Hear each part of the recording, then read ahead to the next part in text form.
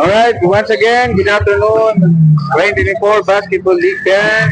We are here now with our third game in BCM Trade X Topsy X Linda and Rook Richard Manok, best player of the ball game. Battle between Black 7 Bowlers and LG3 Panthers with the score of 90-75. With the stats of 13 points, 3 rebounds, 2 assists, and 2 steals. Yun. Once again, Kuya, congratulations. Anong feeling mo yun at nanalo kayo at papasok na kayo ngayon sa semifinals? Masaya po kasi nanalo kami din, nakapasok kami sa semifinal. Ano palang na-observe mo kanina habang lumalaban? Kasi parang umahapit si Gropel mo. Kilala mo ba yan yung nakabatang kapatid ni Euclid mo? Parang gusto niyang i-capitalize yung pagiging home court nila Pero still, na-sustain niya yung lamang, ano? Anong na-observe mo kanina sa laban na yun? Anong... Maganda po yung pinakita namin.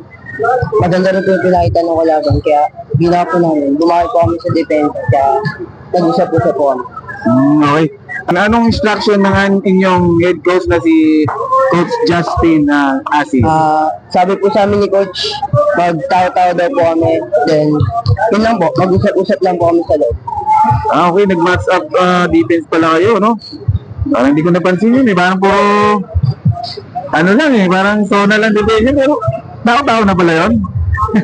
Sige, Kuya, lastly, do you have someone to promote o i-shoutout, batiin o pasalamatan? Shoutout po sa family ko, kay Gopel, sa coach ko, kay Tagorda, kay Janre, kay Jordan, then sa mga teammate ko, then kay Kylie.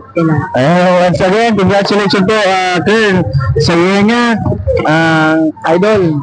Our best in trade, X-Topsy, X Linda Rose Richard Manok, best player of the world. Keep on sharing, Kuya. Maraming salamat po.